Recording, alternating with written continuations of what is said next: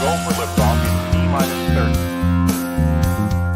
Stand by for further instructions, Minnesota Black Robe Regiment. Secondary guidance systems engaged. Minnesota Black Robe Regiment, it will be on my mark.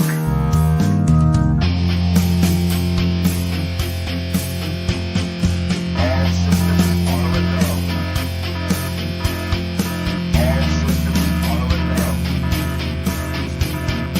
Minnesota Black Robe Regiment, you are over the target. You are authorized to fire at will.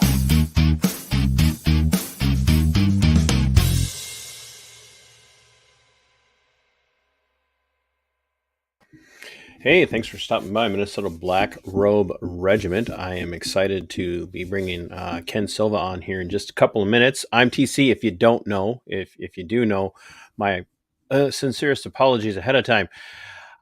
This is an episode of Libertarian Lowdown, but it's not the standard fare of Libertarian Lowdown. While my guest tonight will, I'll tell us a little bit about how he writes for the Libertarian Institute. There's so much more about what Ken does, and we're going to dive into that in particular, as the title says, Ken Silva talks about PatCon. And many of you are well aware of what's been happening over the last few years, but, many of you especially are aware of kind of my shifting position when it comes to the institution of policing here in our once great republic. We kind of had, I think somebody like Benjamin Franklin may have said at one time when asked, "What type of government do we have, sir?" And he said, "A republic, madam, if you can keep it." Well, we're at that if you can keep it stage, and have been for quite some time. But many of you know how I feel about how policing needs to be reformed, and what we run into is quite often kind of the normie-con, standard fare Republican, back to blue, law and order types are very much, especially the Trump bots, are very much against the FBI right now. They're against federal law enforcement. They don't know why, other than the FBI did some shady stuff to their political savior. But what they don't realize is that for years they backed this federal law enforcement agency. And unconstitutional, by the way, and if you don't believe me, just check out the 10th Amendment Center, check out conversations that people like Judge Napolitano has with others. You can check his stuff out over at Liberty Lockdown with Clint Russell. He's on weekly with Clint, and he brings up the FBI's unconstitutional nature there on a regular basis. I believe Tom Woods has spent some time talking about it. And I have had other guests on recently, Radix Verum, OKC Booth, Richard Booth of OKC Research fame. I've had Jose from the Tower Gang on. We've talked a little bit about what he knows about OKC, and all of this comes back to the FBI.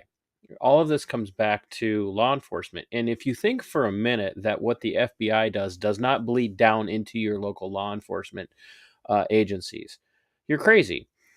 And I mean that. You're nuts. If you think it's not happening to your local law enforcement agency, if you think, well, I'm a small county, small city person, small town person, that'll never happen here, you're blithely whistling past the graveyard, pretending that nothing's going to happen to you or can happen to you. And that's why reform is so important to me. Not to mention, I have a personal issue as far as what was done to me by my former employer and the people that they colluded with in another law enforcement agency because of my outspokenness about what happened during the COOF pandemic and the responses there. So yeah, I have a vested interest in this, but it doesn't take a lot for some of us sometimes to have the scales come off, right?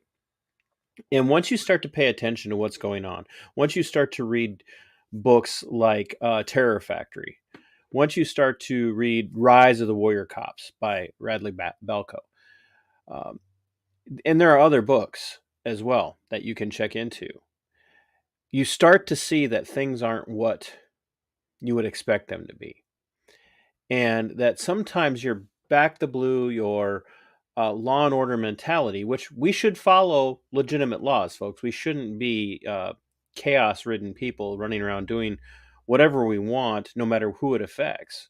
Do what you want as long as it doesn't hurt other people. Should kind of be a mantra for all of us. But that's not how law enforcement operates.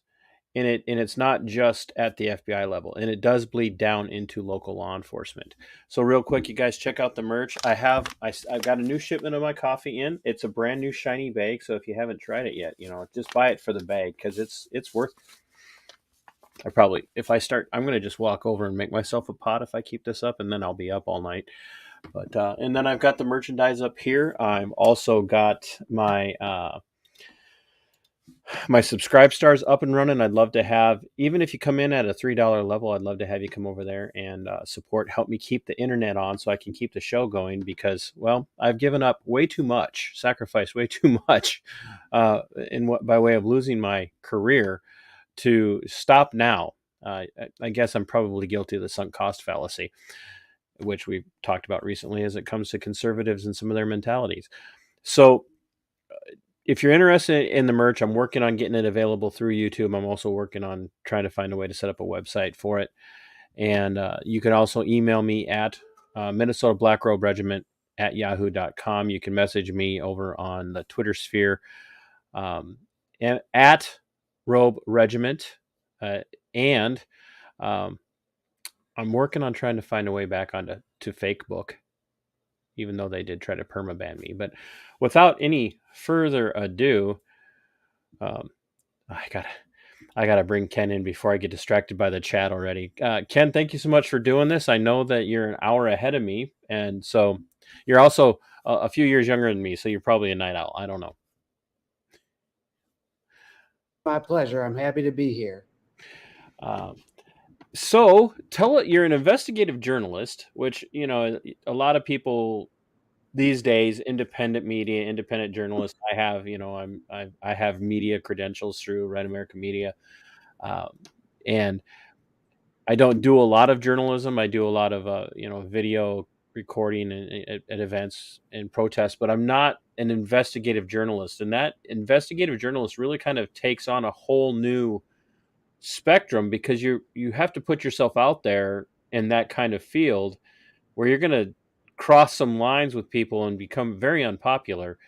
And so how did you get started in that? Did you start out wanting to be a journalist, or did it just kind of happen? And what's that all about? How do you do that?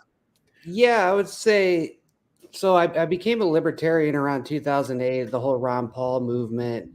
And I was kind of just one of those guys that was too lazy to go to grad school and try to get an econ degree or a law degree. So, I started just typing stuff. My high school basketball coach helped me get my first reporting job in college as like a sports reporter. And it kind of built up from there. I ended up spending like 7 years in the Caribbean, bouncing around doing crime reporting. That I think built up my basic newspaper skills, because when you're down there, they're these really tiny islands, but they're practically these little nation states. So, you're in your early 20s and you get thrown into it right away doing, these giant drug trafficking. You went to the Caribbean. That's either tourist or crime. What are you left with? Yeah, exactly. So I did that for a while. And then I only came back to the US about a year and a half ago. I was working for the Epic Times at the time. Did that for about a year, and then I recently joined Headline USA, which were kind of a boutique conservative site. I wouldn't consider myself a conservative, but they give me pretty much free reign to go after the feds. And yeah, Isn't that funny? Yep. Isn't it funny how over the last couple of years, all of a sudden the conservative crowd, the Republican crowd has all of a sudden now is very much interested in going after certain aspects of the Fed, and yeah, I was gonna say, so you're a libertarian working, like Epoch Times is relatively considered a conservative outlet. Mhm. Now you're working for another conservative outlet, and yet you're a libertarian. But I would imagine your libertarianism is kind of in, from paying attention to the things that you say, this kind of the stuff you write and whatnot. You're not the 3 years ago style libertarian that was saying kooky things about left wing politics and glomming onto that. You seem to be more actual small government, constitutional libertarian as opposed to socially correct libertarians, which have given the rest of the Libertarian Party a bad name. Yeah, I think that's fair to say. I've got friends on both sides of that debate, but yeah, I was a Sure. Ron Paul guy in 2008. Really haven't changed much since then. I guess maybe 10 years ago, I had a little bit more of a neoliberal mindset. I'm like a free trader, open immigration. I thought, the current post World War II order was on the whole a benefit for humanity.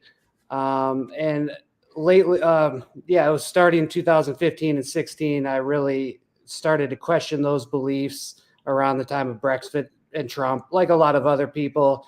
And then, 2020 totally radicalized me. I mean, I was always in like intellectual libertarian, but now I hate the state so much.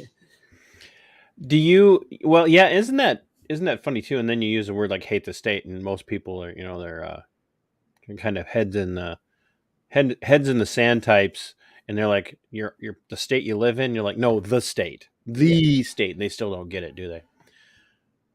They do not understand what the state is by any stretch of the imagination. Indeed, and it's distinct from the nation. I don't hate Right. the nation. I Right. love my country, but we have an occupying force in DC that wants to control everything that we do, and that's what I hate.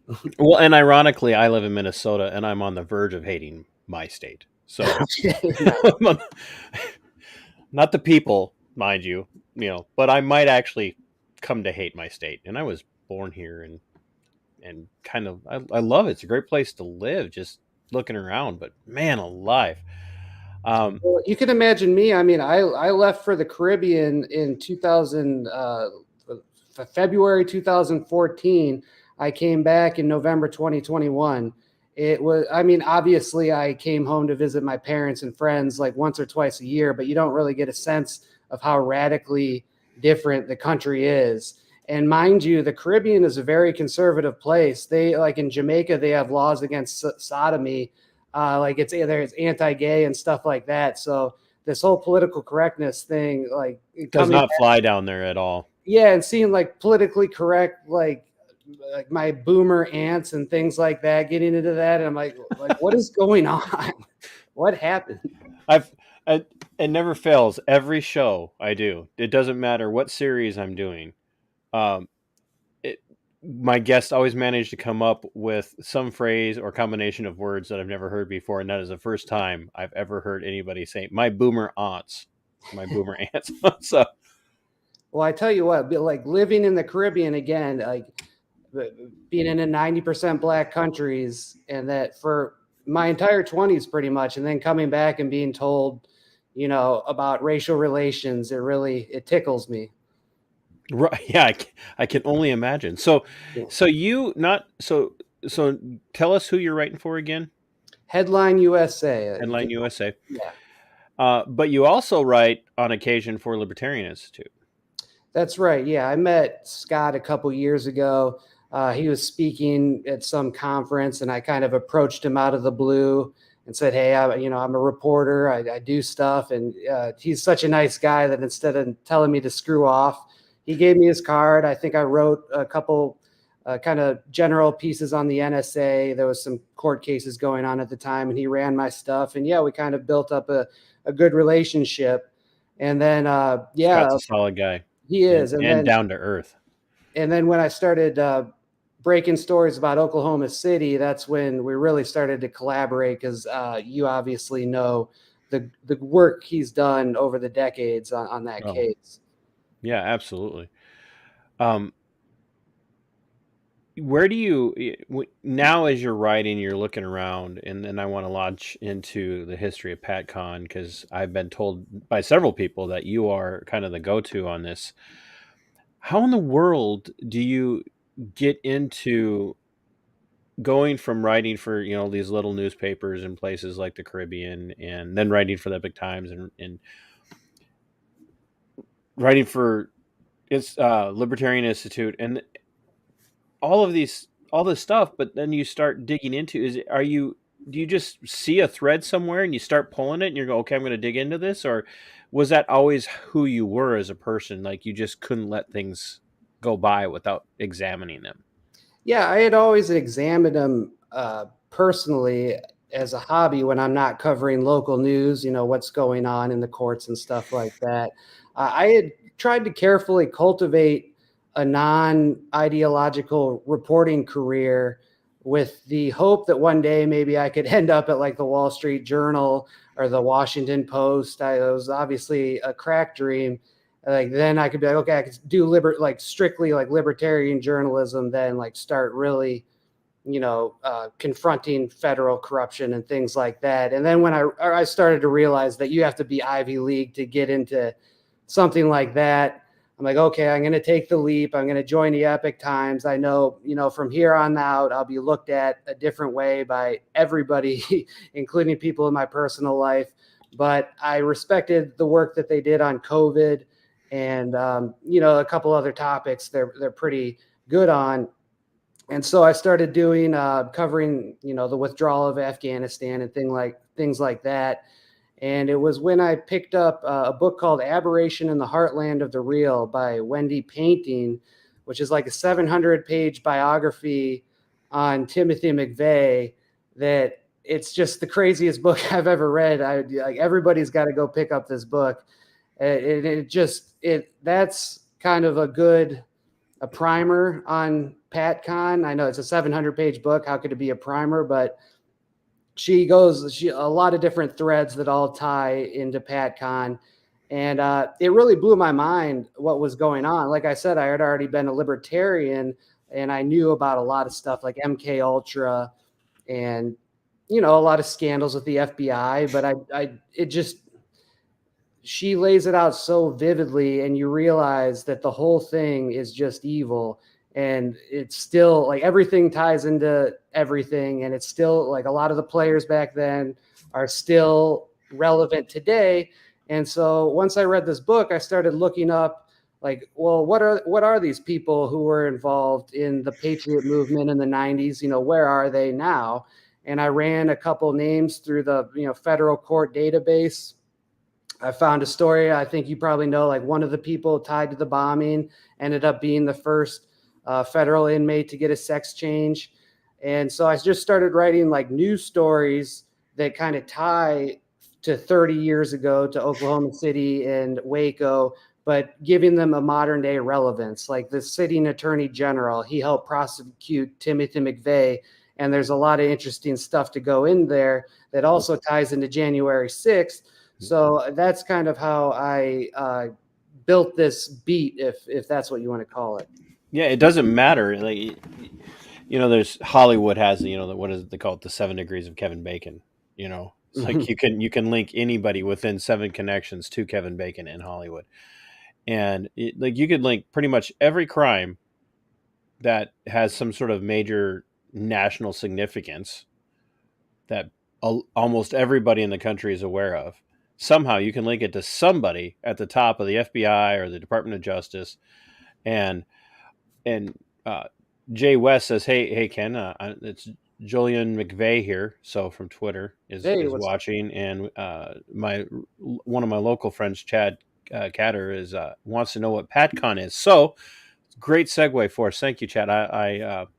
I didn't ask you to do that, but that's wonderful. But while you guys are here, if you would share this out, because this is really information that I think everybody in my audience and everybody that you may know really needs to hear, because it is very pertinent to today, especially in light of the fact that in a recent hearing, I can't even remember who was getting questioned, but was asked about the FBI infiltrating and the Department of Justice infiltrating churches. And they would not answer directly and ostensibly lied And we now know for a fact that the FBI and the Department of Justice are actually infiltrating churches. And people are up in arms about that as if this is some sort of new thing in the last 2 years. It's not. And that's what Ken's going to lay out for us. So give us briefly a definition of PatCon, and maybe help us understand PatCon as it relates to now my brain's freezing up, its predecessor during the 60s and 70s. Yeah, COINTELPRO. That's what it is. So you have COINTELPRO is kind of the predecessor. So what was COINTELPRO, and how did that morph into PatCon, and what exactly is PatCon? Yeah, so I think the simplest way to describe PatCon would be the right-wing version of COINTELPRO. COINTELPRO was a 60s era FBI operation to infiltrate like anti-Vietnam War protest groups and things like that, and sow discord. They did also infiltrate the right wing with COINTELPRO too. They helped dismantle the Ku Klux Klan with COINTELPRO.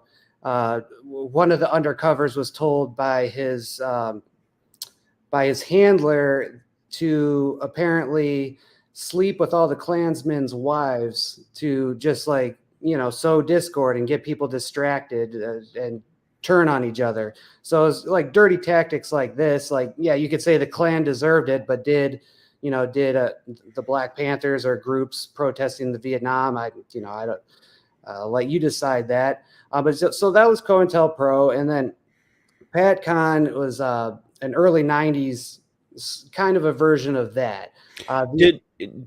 Did it have some fingers stretching back into the 80s? Because there was a massive right wing, and I hate using the term right wing because it conjures the wrong images in people's minds. But you never hear anybody say the left wing and have everybody go, you say right wing and everybody's like trying to get his way away from it as much as possible. But does PatCon's fingers into the right wing go back into the 80s, or did it really ramp up or become an actual named program in the 90s? Okay, so you know how you have small L libertarian and big L libertarian? Let's think of it like that. PatCon, the actual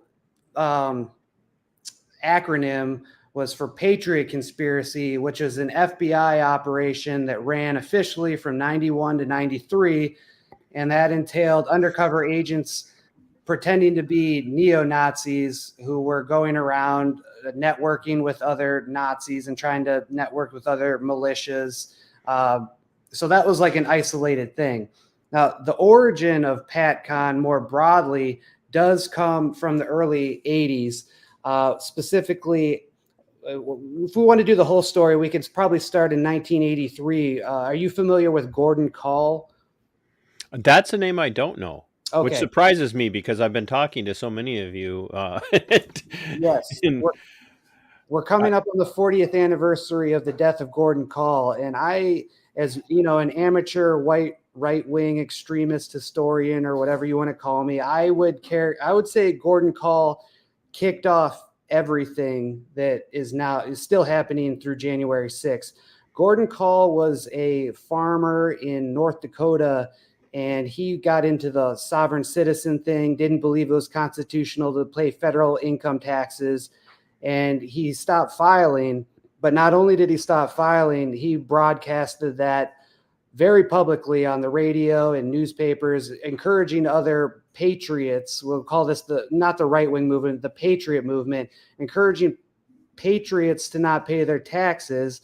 And so the IRS targeted this guy, put out, I think he had an arrest warrant out, and the U.S. Marshals set up a roadblock to try to get him. It was a sloppy operation. A shootout ensued. A couple marshals ended up dead.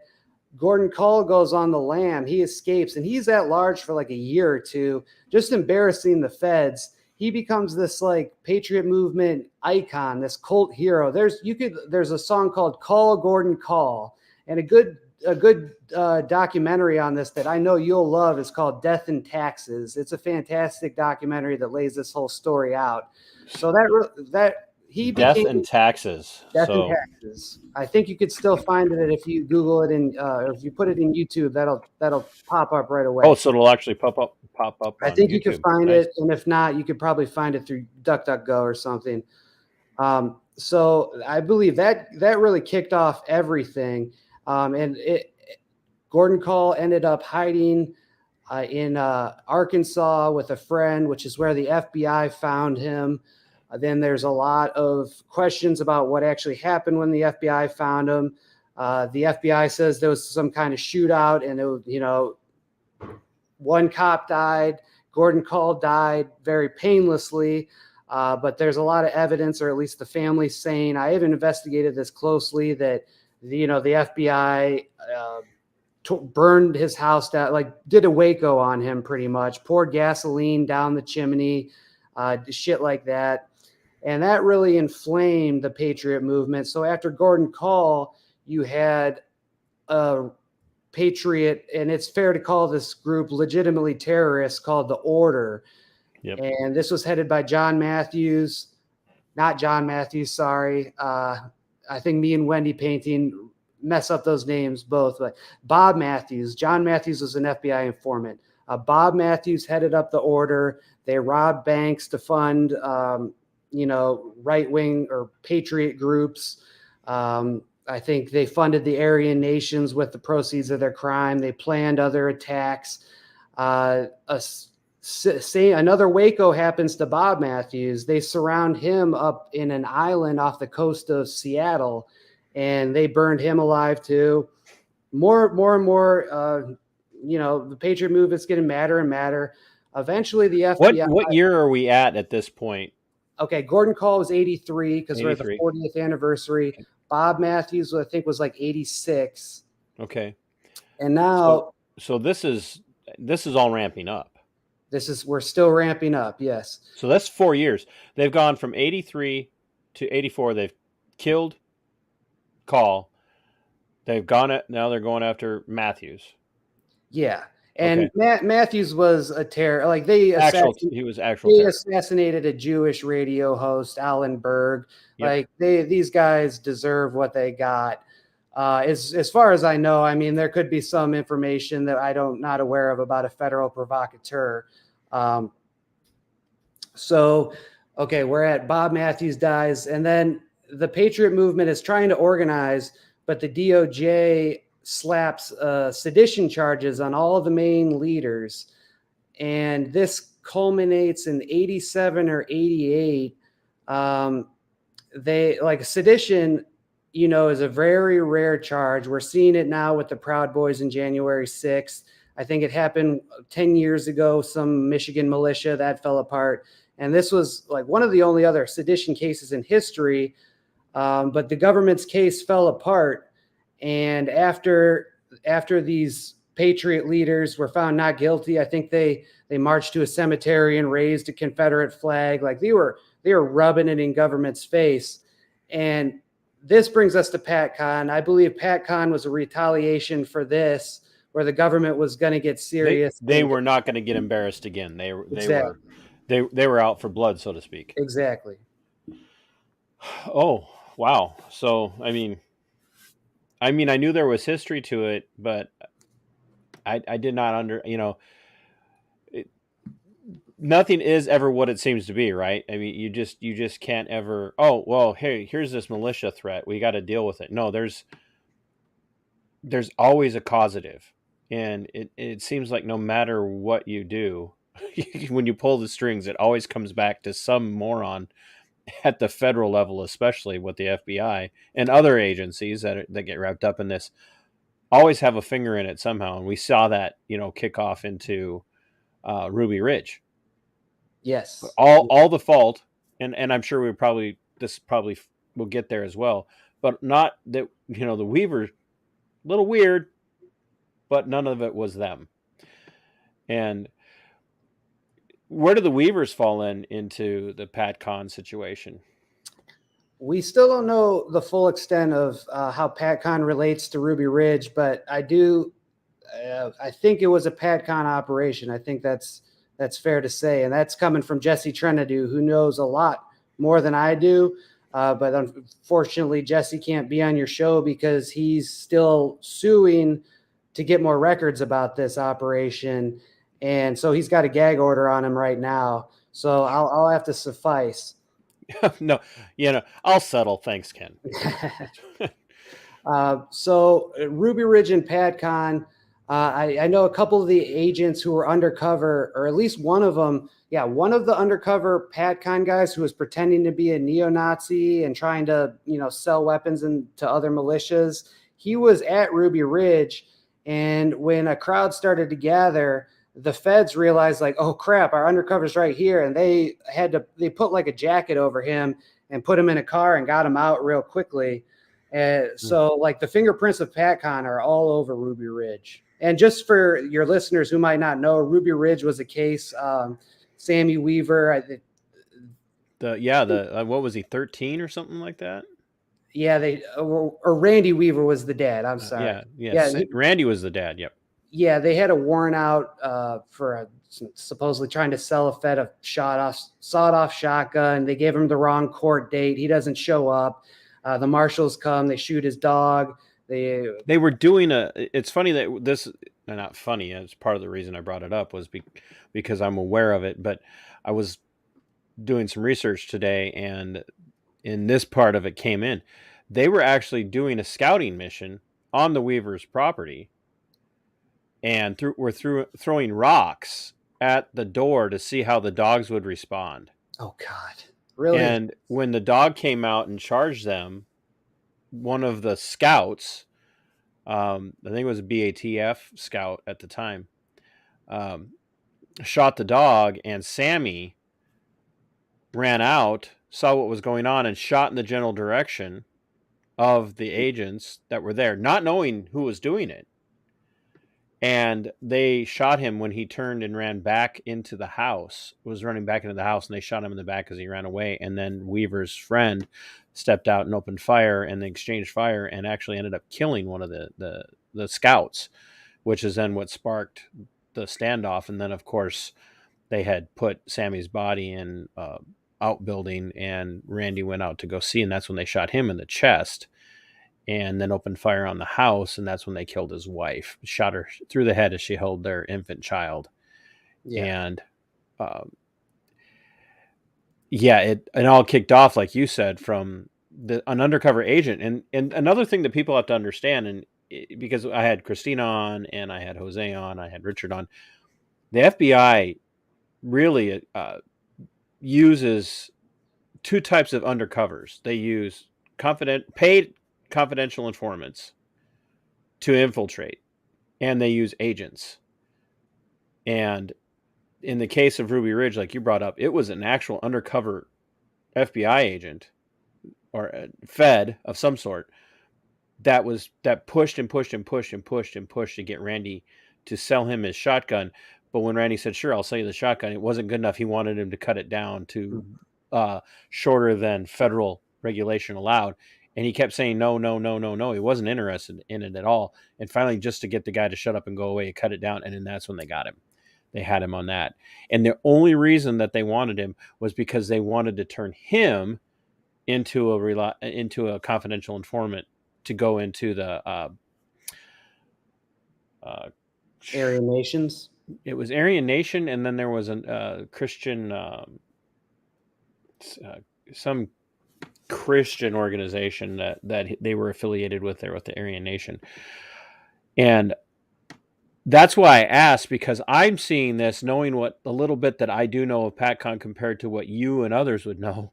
I'm like, this sounds like if it's not PatCon itself, it sure is the kissing cousin of it. Yeah. Because it's all right in that time frame. Because you said officially PatCon started when? 91. Yep. See, and that's almost like it was the first operation, is what it kind of struck me as. Yeah, and I'm there with you. Jesse Trenadu has said Ruby Ridge was a PatCon operation. So to explain why he knows all this stuff, an FBI informant who worked in PatCon came out to Jesse. That's a whole nother, go listen to Jose's Oklahoma City bombing if you want the full Jesse Trenadu story. But the PatCon informant told Jesse a whole bunch of stuff, and this should be public record, but the FBI threatened the informant. Jesse went to court and got the court to open up an investigation into the FBI for threatening this PatCon informant. And this investigation is still ongoing, and it's been ongoing for 7 years, sealed behind closed doors, which is why Jesse's not allowed to talk about it. But I believe, hopefully, if this case is unsealed, we might see transcripts where the informant is questioned about Ruby Ridge. I don't know. I have no knowledge of that, but I'm hoping that's what happens. And then we could get the full story of how PatCon was related to Ruby Ridge. Now, I will because say, it spiraled after Ruby Ridge. It went nuts. Exactly. And the sniper who killed Vicky Weber was also at Waco. And according to Kirk Lyons, who was an attorney in the Patriot movement at the time, he was involved in that sedition trial I was telling you about. He represented some of the Waco families. He said that sniper, I forget his name, but he was in the documentary that Netflix just put out. Oh, he spoke in that? Yeah. Oh, God. Yeah. Well, bragged about having David Koresh in his sights and knowing that he could have ended it all if he would have just taken Koresh out. Well, Kirk Lyons says he was driving a tank at one point. So, yeah, take out with what you will. Yeah, Lon Horikuchi. Yeah. That's. I'm just going to call him Coochie. So. Yeah. But yeah, he's a real thin guy. Looks very militaristic. Very proud of himself in that. Very proud of himself in the Netflix multi-part series on Waco. I'm gonna have to write a review on that. I haven't had, I got to be totally, in the right mindset. No, yeah. I walked away from it going, man, you guys are lying. so bad. So you're lying. So much lying. You'll never see so much lying. I feel like Trump now. But so you were saying that Trinidad is convinced because somebody from the inside came out, confessed to him that, yeah, it was PatCon. Mm-hmm. And where's it go from there? Where does it go from Ruby Ridge? Ruby Ridge, where does it really start to heat up for them? Is it does it go straight into Waco then, or are there things in between that are taking place that you're aware of? Well, I don't know the exact timeline, but there were a bunch of other plots. These undercover agents in PatCon, their front organization was called the Veterans Aryan Militia, I believe, that VAM, or the Veterans Aryan Movement. And they were trying to get some of these other militias to attack a nuclear plant in Alabama or something.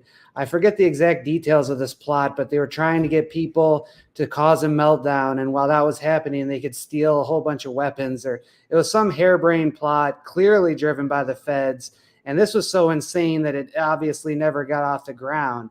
But these are some of the schemes that were ongoing that we have, they're probably still ongoing. I'm sure there's a Fed out there trying to get some kid to shoot a power grid or something like that. This is just standard operating procedure.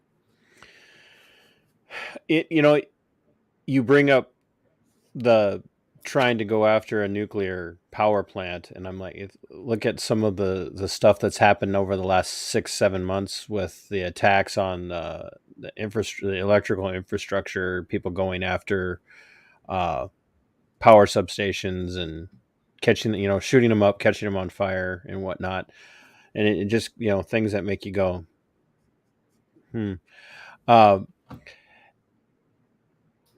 so things begin to kind of spiral. PatCon really kicks off. FBI's, in their eyes, apparently it's working really well for them, because we know for a fact that they had leading up to Oklahoma City, Elohim City had already been established well before the Oklahoma City bombings, and there were agents there. Were were there agents inside of Waco that we're aware of, or was that kind of happenstance for the FBI and everybody else that Waco happened when it did? Did it open doors for them, or were they more deeply involved there than what they'd like to let on? Well, you had those undercover ATF agents who were pretending to be Davidians. I know, like the Rodriguez guy. I'm not aware of any FBI infiltration of that, and that's another thing that I think we might find out more once the whole PatCon case is unsealed. I will say that John Matthews, the FBI informant who came out to Jesse, he did say that at one point he went to Waco, but I think this was after the siege was underway. And I want to get more details. I don't know why he was at Waco.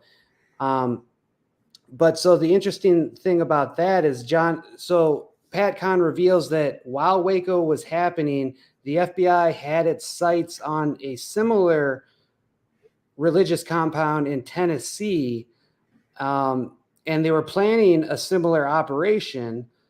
Well, But wait, seriously? yeah, and Not that I don't mean seriously, like I doubt you, Ken. I'm just like, I've gonna have an exclusive story hopefully by Monday, maybe even tomorrow. I'm gonna report this formally, so I'm giving you the scoop now. I'm staying up to clip this out, folks. All right. So here you go. So you can start the clip from here, I guess. So the Waco siege is underway, and during this time, the FBI is eyeing a religious compound in Tennessee, and they were planning a similar type of takedown operation.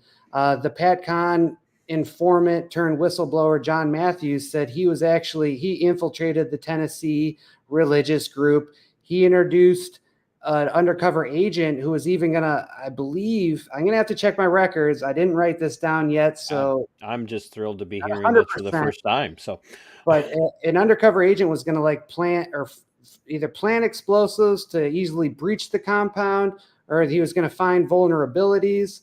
And this was called off though after the Waco massacre, because the FBI finally had enough. They finally said, we just can't be doing this anymore, guys. We can't keep burning people alive. Gordon Call, Bob Matthews, Waco, the Weavers. This is just too much. So they shut it down. Thank you for bringing that up, because that was the thing with Waco, was the assertion by the federal state, from Clinton to Reno to the FBI head to everyone, was they burned themselves alive. They started the fire. We didn't do it. That was I remember this clearly. I was just getting out of the I was in that phase of transitioning out of the military and back into civilian life, and they asserted over and over and over again that the Branch Davidians were responsible for their own death, not because they wouldn't come out, but because they started their own building on fire. And that's how they painted that in the news back then, was that they did it on their own. And we now know, and you've known for a while, but the world gets to know this, and my viewing audience gets to know this. This was their modus operandi. Indeed. Just on smaller scales, or on a smaller scale with these other two individuals, Call and Matthews. Mm-hmm. Mm-hmm. Yeah. This was not the first time they'd done that. Yeah, and I think there was something, the Patty Hearst case back in the day. Like there was a whole rash. Oh, yeah, the LA police burned the Symbionese Liberation Army compound down in much the same way. Yeah, there was a rash of these cases, house, I should say, in the 80s, 70s, and even 60s. So the FBI and ATF should have known the possibility of this happening at the very least, when they're shooting CS gas and throwing flashbang grenades into the compound. There's a well-documented history of police sieges turning into, funeral by fire. Yeah. So they called off this PatCon op in Tennessee. Mm-hmm. Now, and I want you to kind of, save the excuse the terminology, the explosive part of the story of the Tennessee thing for your own content. But were they going after them for pretty much the same thing they were going after the Branch Davidians for at Mount Carmel? I think it was more of a patriot movement thing broadly. This wasn't. I don't think But they weren't accusing them of compiling, or stockpiling massive weapons, or were they? I'd more compare it, and now we got to go back to the 80s. There was a case called the Covenant, the Sword, and the Arm of the Lord, Mm-hmm. and this was a militia, and they were operating in, I think, Arkansas, heavily fortified. Some of these people were in the order. It's around that same time, same players, heavily armed, and they weren't necessarily a religious cult. It was more of obviously Christian identity, but like an anti-government thing. And the Tennessee, that was it. The Christian identitarians. Those are the people out in Waco or on Ruby Ridge as well in Idaho. yes. Yeah. And the Tennessee group was the Order of St. John of Jerusalem. I believe they're like radical traditionalist Catholics is what the FBI would call them today. I heard you referencing the infiltration of churches. I think it's more of like a radical Catholics were in Tennessee. But yeah, same basics, armed anti-government lunatics. We better burn down the village to save the village. Were they? Are you familiar with Church Universal and Triumphant out in Montana? Because they were in that late 80s, 90s time frame as well. They were very much a radical religious organization with very much a apocalyptic view, end time view of the world. And I do know that they had run-ins with federal law enforcement. In fact, I think it was federal law enforcement that ended up taking them down. Was that the Montana Freemen? That maybe, but there was actually they called themselves the Church Universal and Triumphant. Okay. And they had a big compound ranch kind of thing out in Montana. I'm not familiar with that specific name, but I know there was a case where Montana Freemen, they had a siege against the feds in 96 after OKC.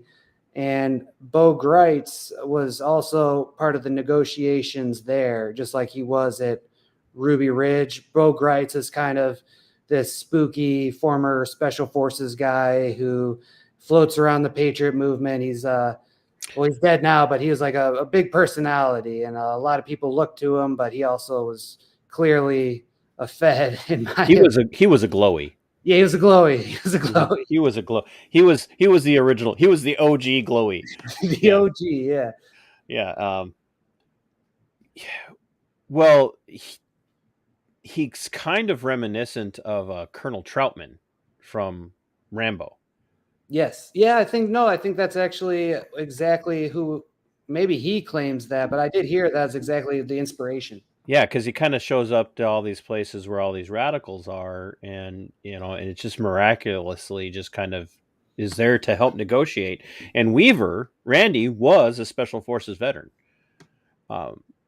and he was from Iowa, where I basically grew up and graduated from high school down there, and so he moved and was very much enthralled with the idea of negotiating basically with Greitz, with Bo, because he knew who he was and he had that reputation. It's kind of a Ray Epps kind of figure too. But yeah, that's fair. I heard him described as blow grits because he's a lot of people.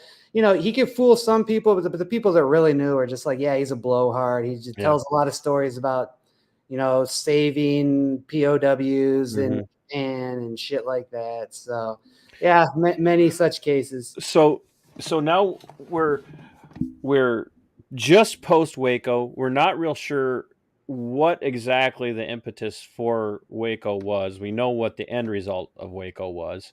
We know that they missed a lot of opportunities. If you guys read Rise of the Warrior Cop, Radley Belko covers Waco not as deep as he could maybe, but he brings it up in tactics of law enforcement from the federal level all the way down to the local and county levels. But he talks about there would have been very many opportunities for them if they were really interested in getting Koresh. Their mindset was they could have crumbled the entire Branch Davidian operation by snagging Koresh, who was openly out jogging on the roads during the day. There was almost a mindset of they wanted what they got in Waco. Well, you said we don't know the exact motive for Waco, and I would say we don't know exactly how PatCon relates to Waco. But I would Might be a say better. the motive for Waco, I mean, I'm pretty sure that was called Operation Showtime. So I believe they wanted to put on a big show, make a big flashy bust. I think their budget hearing was coming up in Congress. They were getting shit over how they handled Ruby Ridge. Mm-hmm. And they wanted a big PR display. I think that's the motive you're looking at. Right, and I believe your assessment's fair. I think it's a really fair assessment. Obviously, on paper, they would never admit that, but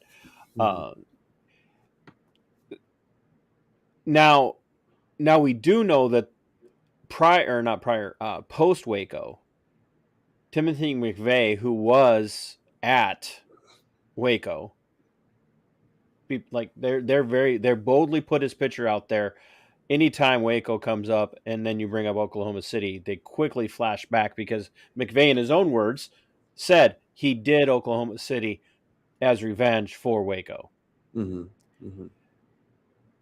What are your thoughts on McVeigh from Waco to Elohim City to the bombing in Oklahoma City? Feel like he was a patsy? Do you think he was a plant? Does he have ties to PatCon that you have been able to track down? Oh yeah, big time. Oh yeah, he says, yeah. I'm just gonna let you go. I'll let you go solo on the screen for this. Well, John Matthews saw Tim McVeigh. John Matthews, the PatCom informant, saw Tim McVeigh at like a militia training exercise with Andy Strassmeyer. At the time, he knew who Strassmeyer was, but he didn't know McVeigh from anybody. But then after the bombing, the informant Matthews calls up his handler. It's like, holy shit, like I saw that guy at a militia training exercise like a year ago. And his agent tells the informant, like, oh yeah, we got that handle. We know that. Like, don't worry about it. And that was the end of that. And that told the informant, Matthews, that told him that like the FBI has been monitoring McVeigh this whole time. So that's like, there's a lot more ties to PatCon. I mean, McVeigh, he told his sister he was robbing banks with people to fund himself when he was like roaming the country. And need I remind you, maybe I didn't mention it, the VAM, these undercover feds in PatCon, neo-Nazi bank robbers. I didn't add that originally. So they were working out of Elohim City. Okay, so Richard Booth brought it up when I had him on, that these skinhead neo-Nazi bank robbers were operating out of Elohim City, but they just kind of disappeared. You just hit on a key point, and we can get into this. This will go further down the rabbit hole. So Richard was talking about the Aryan Republican Army, which was a real gang of bank robbers and believed to work with McVeigh. But this PatCon operation was the veterans Aryan movement with at least 3 undercover agents who were pretending to be like military veterans turned Nazis, who were also saying that they robbed banks to fund themselves. So there's a very close tie between the VAM and the ARA, 2 groups of Nazis robbing banks. One of them was completely a FBI cutout, the VAM, the PatCon operation. ARA was probably also heavily infiltrated by the feds and driven, but there were actual criminals criminals involved. Yeah. Well, they were all criminals. They were all criminals. Yeah. Infiltrators. Yeah. So, but McVeigh is telling people he's robbing banks with his white supremacist movement. So who was he robbing banks with, or was he Or was he just telling people that because he was being told to tell people that's where he was getting his money? Because he was getting money to travel around from somewhere. He wasn't getting it just from selling bumper stickers, which is, one of the lines is that he traveled around and he earned gas money and food money by selling, what was it, stickers and going to gun shows and stuff. Yeah. Yeah, that's I think he did when he lived in Kingman. He did have a job for a couple months. I think Michael Fortier, one of the accomplices, hooked him up. But yeah, he was a road warrior. He had no discernible steady income, but he sent his sister money and said, "Hey, deposit this and withdraw the equivalent amount as a way to like launder it because I got this from robbing a bank." And like these letters exist. So it's and okay, so from the Aryan Republican Army's point of view too, I think some indications are when they were arrested, the FBI found blasting caps with the ARAs, the spoils of the crime, which makes them seem like they could be connected to the bombing. They were known for planting bombs when they robbed banks so they could make a getaway and the cops would have to focus on disarming the bomb. So there's common themes here for sure.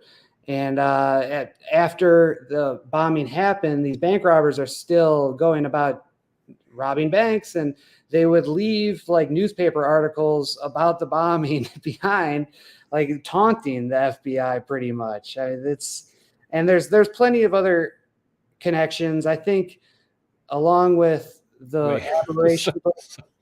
I just want, that's how bold these morons were. Yeah. But yep. Did they ever get caught? Yeah, they got caught in around 96, I believe. Holy crap, they went on for that long? Yeah, they were the most prolific group of bank robbers in the 90s. They pulled off like a couple dozen of these things. That's like James Gang level success. They were inspired by the James Gang. Yeah, definitely. And like, if you were ever to make a show or a movie, I think these would be the central characters. They were kind of like, as far as Nazis go, they weren't really violent. Nobody ever got hurt in these bank robberies. They would bust in with like Santa Claus masks and that's right out of a movie. Yeah, and after they would leave, one of the guys would be like, "Thank you very much," and these guys would think it's like the funniest thing ever. Gosh, it's like, yeah, these are really clownish. Honestly, they remind me of a lot of the morons that I dealt with that were white supremacists. So there you go. But you got to wonder how were they so ruthlessly efficient if it wasn't just like the FBI letting them do this stuff because they wanted this to happen. It's you almost get the feeling like we're not going to touch. We know we could take them down at any time, but we almost kind of get the feel that they're letting it go on. Yeah, and to answer your question, were these guys caught? The leader of the Aryan Republican Army, or the co-leader, was a guy named Peter Langen, who had been a bank robber in the 80s. He and another ARA member, Richard Lee Guthrie, I think they robbed some Burger King or something. I don't know. Langen gets sent to prison. He gets caught. And the Secret Service says, well, hey, your Nazi buddy is plotting to kill Bill Clinton. So if we release you from jail, this is the official story. We'll release you from jail. You become a Secret Service informant. Help us catch the Nazi buddy, Richard Lee Guthrie. We'll give you a sweetheart deal. Peter Langen gets sprung from prison, but instead of being a Secret and Service informant, after a couple weeks, he goes rogue. And that's when all this Aryan Republican Army nonsense really kicks off. And now when they arrest Peter Langen... That's sus right there. That's sus. But so Peter Langen's still in prison. This is the first person to get a sex change. Did you see that story I did? That's the guy or girl. Sorry. That's the one. Yeah. And you could say guy. That's fine. Yeah. Whatever. At the time it was Peter Langen. And when they arrested him in Columbus in 96, he was in a van, and because he was a Secret Service informant, I believe they tried to murder him. They shot at him like 50 times. He jumped in the back He only was able to survive because he was so small. He's kind of a feminine guy. Like he's a pretty legitimate trans, I would say, actually. This is like a legitimate actual case of gender dysphoria. So this little guy like hides in a toolbox, and that's how he survives. And for the last like 20 or 30 years, he's been trying to tell the FBI, trying to tell people like Jesse Trenadu, like my other Aryan Republican Army buddies were involved in the Oklahoma City bombing, and he's gotten no attention. And I think the government's just like caving to any demands. He wants to go to women's prison or get a sex change. Just keep it quiet. We don't want this former Secret Service informant to really embarrass us and show that we let this guy out. He created a bank robbing group that helped fund the Oklahoma City bombing. This is all 100% public record, like no conspiracy theories involved. This is the most blue-pilled way to look at this case, is that it was the Secret Service informant is the nexus between the feds and the Oklahoma City bombing, and that's why they want to keep this whole thing. I like that you threw it out there as the most blue-pilled way. Yeah, for sure. Because, I mean, a criminologist like a Indiana University has done really good work on this. Mark Ham, he wrote In Bad Company. That's another book people should check out if they want to learn more about the Aryan Republican Army. So, I don't mean to yawn. I got up extra early this morning. And I'm like, tried to take a nap. It didn't work. The boss at work does not appreciate it when I sleep, and I'm like, whatever. But so we have all of these, like, this is the thing, is like everything the FBI touches, no matter what their intent, even if you give them the benefit of the doubt that it's the best intention, everything that they're doing is with best intentions, they wreck it. They fund things. The federal law enforcement bureaucracy, everything they touch is this convoluted nightmare that somehow it spirals out of their control in the best spin that you could put on it. It spirals out of their control, and they end up blowing up Oklahoma City because they lost control of another operation that bled into another operation that bled into another operation. Yep. And then afterwards, the original operation continues because they don't want to embarrass themselves by admitting that they screwed up in the first place. And that's the best case scenario. Worst case scenario is they funded it, knew it, and didn't care. And I still haven't come to a determination of which one it could be. That's a good question. I don't know. I really don't. So after Waco, Oklahoma City, PatCon officially comes to an end. Yes. Officially, it comes to end in mid-1993. But as the great Wendy Painting has pointed out, like, why the hell would the FBI scale back after Waco? There's absolutely zero chance that the infiltration decreased after this major case. If anything, PatCon was scaled up. Would it be fair to say that Waco and Oklahoma City, no one was ever really held accountable? Of the people that were responsible, no one was ever really held accountable for it. Do you think that emboldens organizations like the FBI in particular, since that's what we're mostly focusing on? But any of the other federal law enforcement agencies, they see that they can lose control of a situation, or it goes exactly the way they wanted it to go, and it justifies their existence or an increase in their budget, so they just keep going because, hey, look, it works. Yeah, if we want to talk economics, I mean, people respond to incentives.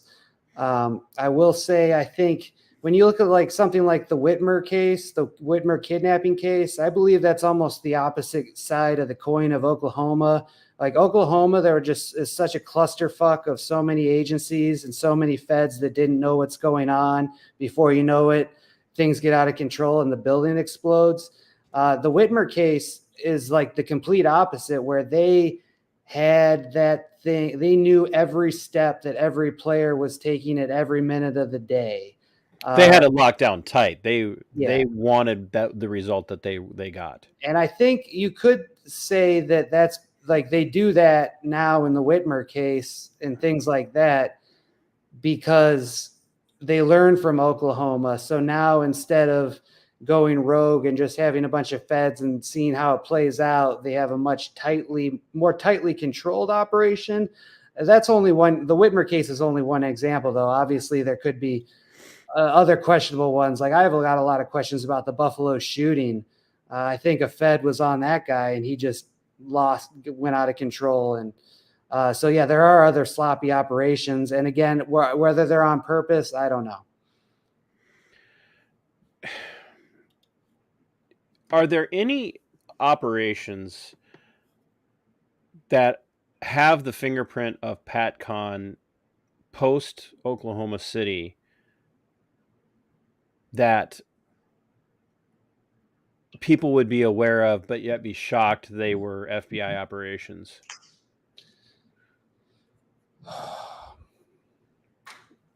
Not that I'm aware of. I know, but John Matthews, the PatCon informant, was an informant until 1998. And we know that because he has got a plaque on the wall from the FBI saying, "Thank you for your service." And so we know PatCon or something derivative or similar ran until 1998. There were some train derailments around that time that I know Richard Booth could talk a lot more about how that's tied to PatCon. I can't think of a specific PatCon type case, though, that would happen between the late 90s until around the Obama administration. That's when this PatCon stuff started picking up again. You know, you had the Bundy Ranch. What was that like? I'm gonna before you go to the Bundy Ranch. I don't know much about that, by the way, as a forewarning. But well, the Bundys will tell you about it. You should talk to them. They would love. They would love to talk to you. He, one of them, I can't remember which one, was just on Timcast. I would love that too. A few months ago. I'm gonna throw you a curveball here because there's something about this particular story, and I remember this clearly because I watched a lot of it play out.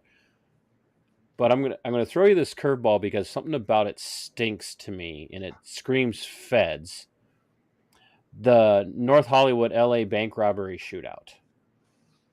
I'm going to have to take a swing and a miss on that one. I don't know any details of that. I apologize. Okay. Well, there's some investigating for you because I don't have the skills that you have when it comes to that. I've been digging into it and I keep running into these dead ends, but there's something completely fishy about it. And when Richard brought up the bank robberies, the ARA bank robberies, I'm like, Well, send me some details. Yeah, that sounds interesting. I mean, anything bank robbery related, I'm interested in reading about. I know if you saw the videos, you would remember. Even though you're drastically younger than I am, you would remember, at least be aware of it, because it's the one where they end up with this massive amount of firepower. They have like full body armor, and they're shooting it out with the cops for a massive amount of time. And the cops have to go and get like high power rifles and stuff from local gun stores in LA to even get close to taking these guys down. And there were just two of them, if I remember correctly. And but there was they were robbing banks successfully, and just it was happenstance that they got caught. And of course, it really took the idea of the rise of the militarized police forces locally was already going on, especially with Daryl Gates being, the formative power behind SWAT teams. But it really propelled the idea of militarizing police into this combat level, always ready to go into combat like they're soldiers. And because of how they handled that situation, and I've hit dead ends because I don't know the people that you know, and of the people that are watching, I'm sure two of the people that are watching are your FBI agent and my FBI agent.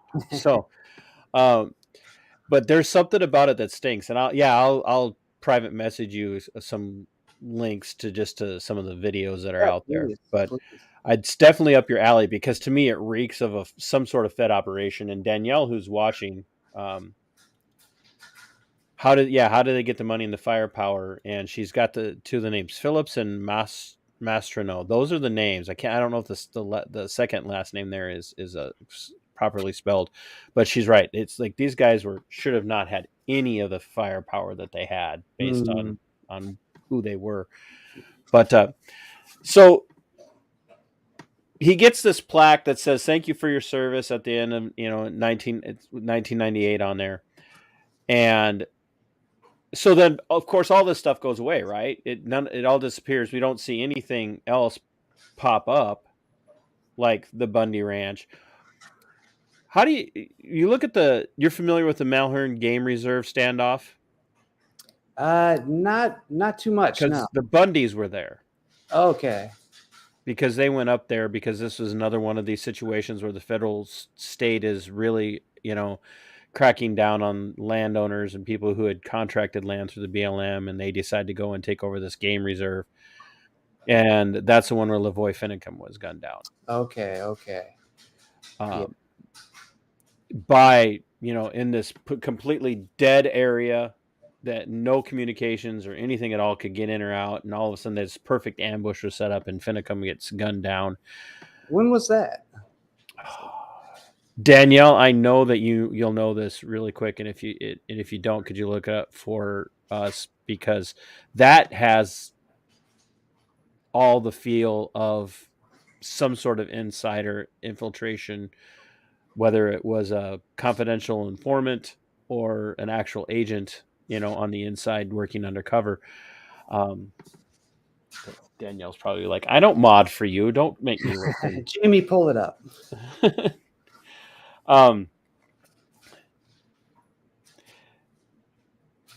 Tell me a little bit about what you know, because when I had Christina on, she was talking about a lot of these guys get paid. A lot of especially the informant types, not the actual. I mean, the agents are obviously getting paid, but the informants are getting paid. Is that a theme that you see throughout the history of the FBI in these operations? Well, it sure is. I mean, there's two types of informants generally. One that's trying to get a good deal on his, one that gets caught by a crime and trying to cut a deal and rat on his friends. And then there's, I think the FBI calls them good citizen informants, but they're the ones that are doing it, for money. And so this PatCon informant, John Matthews, was the latter. He was a good citizen informant. And because he came out as a whistleblower, I got to imagine he wasn't a terrible provocateur or anything. But yeah, he kind of did it as a full-time job. He was an ex-Vietnam veteran. I think he was involved in Iran-Contra a little. He went down there to train or to there was soldiers of fortune that went down there to, pretend to fight a war. He was involved in that, and he comes back. So he's pretty embedded in the militia movement. And then he starts to hear one of his buddies from the Iran-Contra days, Tom Posey, I think, talk That crazy. name comes up a lot. Okay, yeah, I would be curious to know what you know about Tom Posey. I just hear it. I hear that name so often, and I don't know anything about Tom Posey, but I hear every single time I'm talking about the FBI and all this stuff, Posey's name comes up, and I'm like, what is going on? Yeah. Real quick on Posey, he was the leader of the Civilian Material Assistance. It was like a private militia that was involved in the Nicaraguan War in the 80s.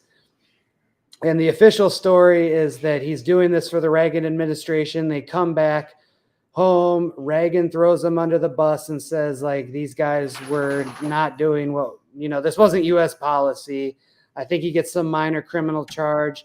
This radicalizes him into, a hardcore patriot movement militia guy. And he's intimately tied into PatCon. He's one of the people that wanted to attack the nuclear plant in Alabama. He's telling people he's got Stinger missiles for sale, all kinds of really, really shady stuff.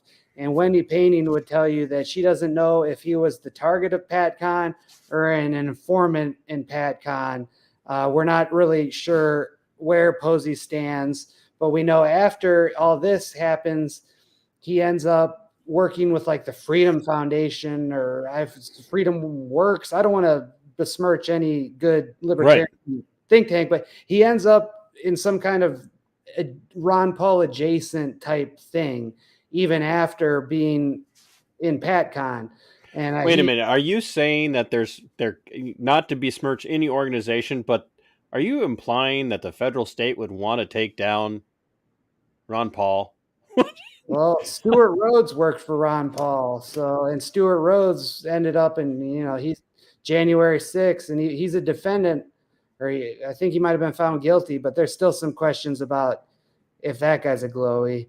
Well, I just say that ironically, considering Ron Paul's been calling for the disbanding of the FBI and the Department of Justice for pretty much his whole life.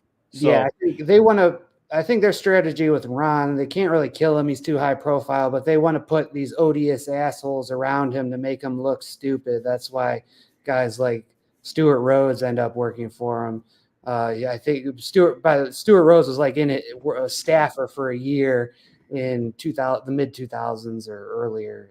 I do want to congratulate you. You've used two phrases tonight on this show, which is a first for any of my guests that I've never heard in the same phrase. Odious asshole. Odious. Yes, I've heard that used before, but that is a first. I love it. This is fun. The Malheur Game Reserve standoff was in January of 2016. Started on January 2nd, 2016, and of course it's labeled an armed group of far-right extremists seized and occupied the headquarters of the Malheur National Wildlife Refuge in Harney County, Oregon. Yeah, that rings a bell. And that's the reason I'm not familiar with that or the Bundy Ranch stuff. I've got a blind spot for when I was in the Caribbean. I just totally tuned out of. Well, now I'm just throwing things at you that you're just, I see that you're a bird dog. I bet you like to look into things. So yeah, you look around, and even though that technically PatCon is done, we see its protege, if you will, in a lot of things. So you get to 2001, we have, admittedly a tragic event. No matter what your view on who did it and how it was done, the World Trade Center comes down, the Pentagon's attacked. We have Flight 93 is, crashed into, the field in Pennsylvania. And after that, the FBI ramps up, which is where the book Terror Factory kind of really takes a look at this from a decidedly a little bit more of a left-wing perspective, but definitely a truth perspective.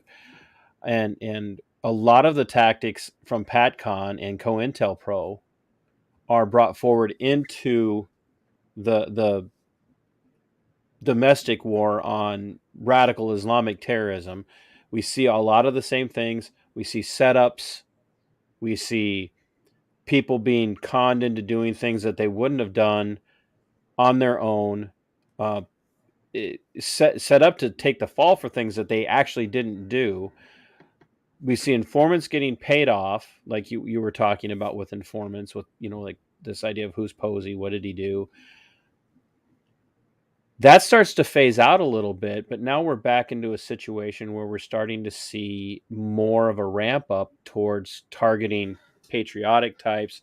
And if anybody thinks they're safe because they're not a Republican or not a conservative, a lot of libertarians can kind of fall into some of that targeted type because of the radical idea of peaceful national divorce.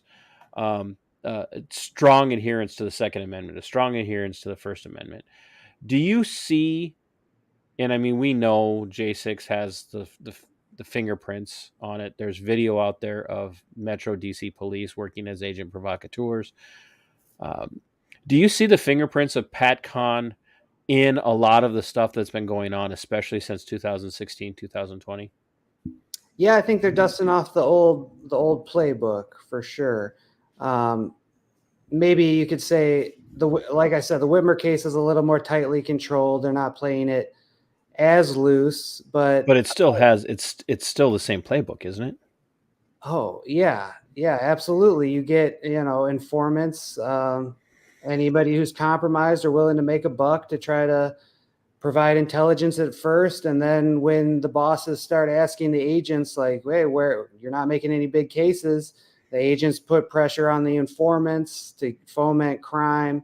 I mean, I don't even know if I'd call it a playbook. It might be just a spontaneous order type thing. People responding to incentives. We have we have everybody's favorite anonymous person. Uh, but thanks for stopping in, Jose, by the way, and thank everybody else for stopping in. What give me your thoughts looking at the events of that day in January in 2021 that has been called worse than the Civil War and worse than 9/11 and worse than Pearl Harbor, all of those combined. What do you see as the strongest indicator of PatCon type operations there? Before I answer that question, this is fresh on my head, and I haven't really thought this fully through. And I want to write about this, but I'll try to explain, spitball something here. I believe what ensued after January 6th, we're in a PatCon operation right now. And we could say, oh, they're always doing this kind of stuff. But right now, the DOJ is explicitly devoting resources towards massive, massive right-wing infiltration operations. So the PatCon proper 91 and 93 was like a classified as a real terrorist investigation. There were like all of the proper paperwork was signed. They put this thing in place. And so now after January 6th, how does this relate?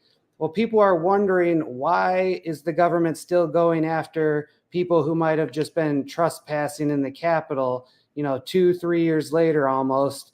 Like, why are they still doing this? Are they trying to get revenge? And that could be the case, but I believe it could be simpler than that. As long as they're investigating January 6th, they get millions and millions of dollars. They get to recruit all these informants, put people undercover. As long as this January 6th case is still open, that's like kind of the mainframe, the apparatus by which this new PatCon is running. Does that make sense? Or Yeah, no, it's I had mentioned in the opening, before I brought you in, that all it takes is to either be the victim of something like this or start to look into things like this, and the scales will fall off your eyes very, very quickly. You think that's a fair assessment? Yeah, and by the way, that's a theory I have, but it rang a bell when I heard a reporter. I think his name's Ollie Winston. He's like more of a left-wing guy, but he's got sources within DOJ who say that as long as we can keep the J6 cases open, like this is great because it might not be the most important national security priority, but we're getting troves and troves of intelligence on the right-wing conservative movement every day because we're keeping this operation open. It's like essentially a legalized domestic spying operation under the guise of getting justice for the insurrection or whatever happened on January 6th. Right. And they have the tools to be able to do that because of what happened in September of 2001 with the establishment of the Department of Homeland Security and what's the big data center out there? And fusion centers. Yeah, the fusion centers. But this is getting streamed on a fusion center right now, by the way. Oh yeah, I'm sure. I'm like, people are like, "Aren't you afraid?" I'm like, at this point, there's nothing I can do. If they're gonna say something to me, they're gonna say. And so I'm gonna give you some inside baseball, and not everybody who watches is aware of this. So, okay. I spent almost 13 years working for a local sheriff's office, and in 2020, I decided I was going to start speaking out against the response to COVID. And one of the things that I did was went to bat for a local business owner and who lives in another city well outside of the jurisdiction that I worked in. And I worked on the detention end of law enforcement. So I didn't have street responsibilities. I dealt with the actual criminals that were, well, I shouldn't say actual criminals, but the people who were, either awaiting trial or had been convicted and serving out local time. But I did go to bat for this gal. Her name's Lisa Hansen in Albert Lee, Minnesota, and pointed out a lot of things that were really shady, like the use of confidential, reliable informants to infiltrate a protest that she held, to take pictures of people at the protest. And I pointed this stuff out and even attempted to talk to the chief of police who set all of that up.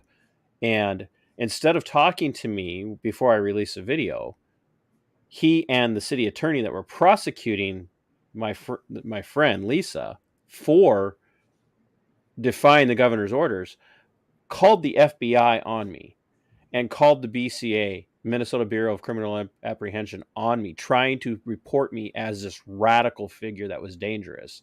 They wanted nothing to do with it. Wow. But my former employer decided I was dangerous and an embarrassment, and they had to get rid of me.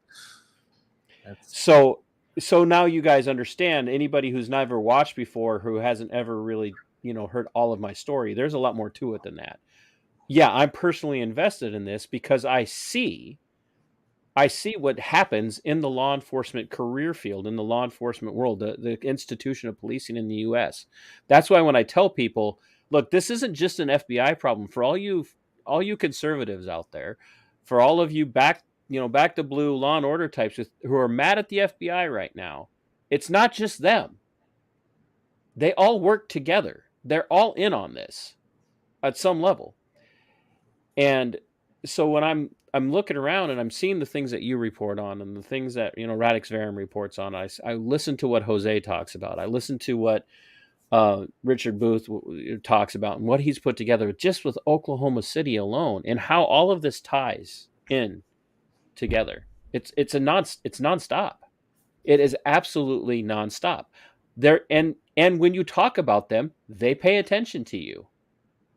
They do pay attention to you. It's just, and you have to get to the point where you're not afraid of it anymore, right? You just have to realize they're going to watch and they're going to pay attention to you. And there's not much you can do other than not do it anymore. Yeah, that's true. I guess my only solace is I believe that they don't really need to do anything to us. They could just flood the media space with garbage news, and our true news will get drowned out. Right. I really don't have any hope that there will ever be any justice for the Oklahoma City or Waco or anything like that 30 years later, where it's just the country's going to collapse, and then people will be talking about this 100 years from now, how did we not see it? Yeah, exactly. And there'll be, our grandchildren will be going, we Grandpa and Grandma tried to tell you, Yeah.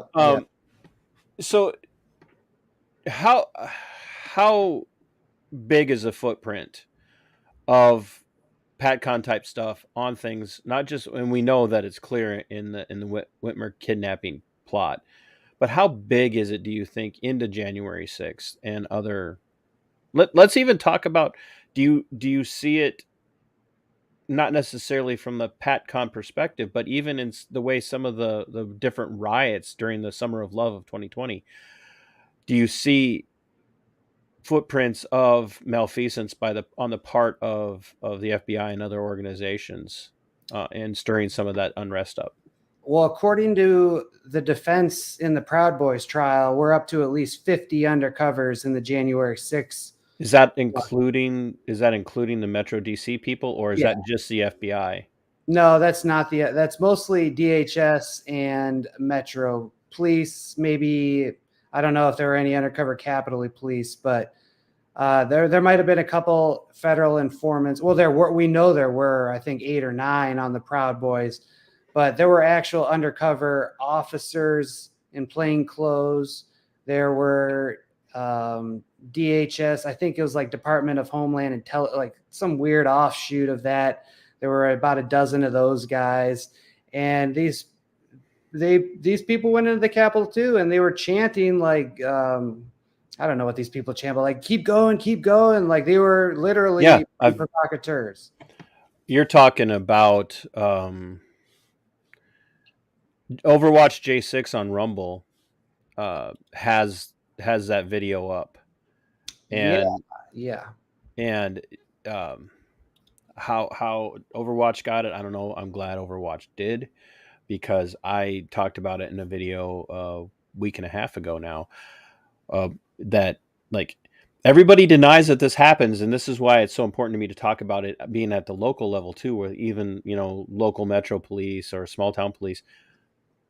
It's not just the feds, people. And um, do you think they're sharing these tactics? Do you think the FBI is calling, not necessarily calling them up and going, "Hey, have you tried a PatCon type operation?"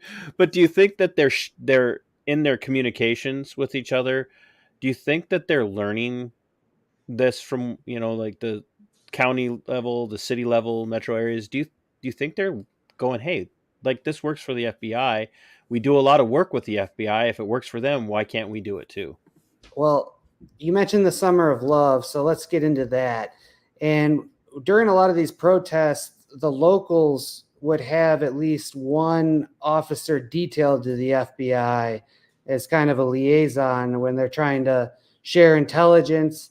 Like the local police kind of have the opportunity or the obligation, whatever, responsibility to make sure the protests are organized or whatever. But in the meantime, they got to share intelligence with the FBI.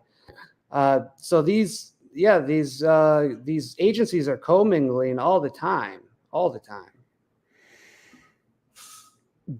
Do you think, from the work that you've done on this, do you think that and you've already said, like, we may not be able to stop it, obviously, but do you think it's waking people up at all? No, No. Unfortunately, no. Do you think the right wing anger, if you want to use that phrase, the Trump adherents, the Trump populist types, do you think their anger will eventually abate towards the FBI and they'll kind of fall back into, "Oh, it's law enforcement, we got to back them"? Or do you think Yes. that the FBI is burned? Yes. No. I could explain if you want me to, but yeah, I definitely think. I would love for your explanation on Well, that. I mean, all the FBI has to do is create a fake Antifa plot, and then you're going to have the Republicans howling, just, "Oh, why are you focusing on us? Focus on the left wing." And the FBI will say, "Sure, boss, we'll do that." And then the Republicans will forget all about what happened between 2016 and 2024 or whatever. They're just going to shift. They're going to wave the keys, make the baby look that way, and they go the other way. I like that analogy. It's apropos. So. Yeah, unfortunately, that's what's going to happen. I mean, you had the Patriot movement in the 90s, and then that was a pretty vibrant anti-government movement. What happens 9/11, you get the Bush administration, and all of a sudden you go from a Patriot movement to fascist movement. So I don't really have much of a hope for the Republicans or the right wing in general. Do you think that there are aspects of people, because I guess, and I'm sure you've noticed this too, Ken, that not the first time, but in the noticeable history for a lot of us, what you're starting to see is a shift from the left wing being, kind of the anti-cop, the ACAB types, are now coming out very much in favor of the FBI and local law enforcement. All of a sudden, it's a weird feel. Like I told somebody, like, I have this really great skill of being able to get the Republicans and the Democrats, the left and the right, to all get really mad at me and defend cops all at the same time, and then I just sit back and watch them, because I've never seen it before. At all. I've never seen it before where you actually have people on the right and left are all out there, like, either hating the same organizations or loving the same organizations. Well, I think at one point in this country, we probably had the deep state was controlled by white Anglo-Americans, the Dulles brothers, the CIA, Hoover, FBI. that was like a pretty conservative, button-down, white deep state. The church committee happens, and that was under the guise of the reform, but I think it was kind of just like a purge of the right-wing deep state, and then you get Interesting. left-wing players coming So you in. think the church out. committee kind of like ejected the right-wing players out Yeah, and I don't think, early to replace it with the left? and I'm not saying that was some kind of intentional plan. Right, That was just right. a byproduct, is that you had Nature abhors a vacuum. yeah, once you kick out all these terrible, and they were terrible, the Dulles brothers and all them, you get that kind of element out, and you fill it with, oh, well, there's all these nice liberal guys who went to, good schools, and they have got this more liberal ideology. And they're anti-establishment. They were out there protesting in the 60s and the These 70s. anti-establishment people are going to put a new face on the CIA. On the establishment. Yeah. And so I think that's kind of what you have happened there for sure. For sure. Is it, in your experience investigating all of this, especially PatCon and a lot of the other things that spring up around it, do you think that it, obviously we can do shows and I'm not going to stop. So anybody who wants to keep coming back and watching, please do. I would love to have the views and the support, but do you think it's going to come down to more people like you, Ken Silva and, Radix Verum and Jose and others having these conversations over a beer or a drink or a cup of coffee with their neighbors and saying, have you really thought about your position on this? Do you think that'll have impact, or are we just that far gone? He's already shaking his head. We're living in Rome in 470 AD. Yeah. We're two peasants. We're sitting on the side of the road. We're skinning our potatoes and being like, oh, I don't like what the emperor's doing, and I don't like what his proletarian guard's doing. But I'm afraid that I don't think we're going to change the course of history. I think the country's going to collapse. I think the purpose of what we're doing is to build a community of like-minded people who know what's going on, and hopefully we could, survive. I don't know.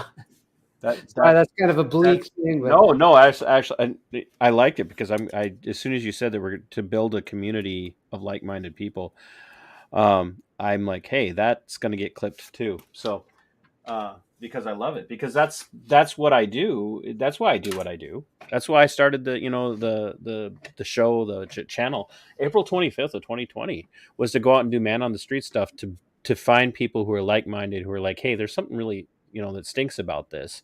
Because I've been warning people for years, I've been telling people, hey, read Atlas Shrugged, Mm-hmm. and they're like, what's that? And I'm like, you don't know what Atlas Shrugged is? I'm like, no, we have no idea. I'm like, how did any of you graduate from high school? I don't know. That was the point. That was like the most popular book in America, and everybody who read it just didn't internalize anything, though, because that came out in the 50s. Oh, it was like reading 1984 and Animal Farm, and you tell people about it, like, I hated that book in school. It was so boring. I'm like, oh my gosh.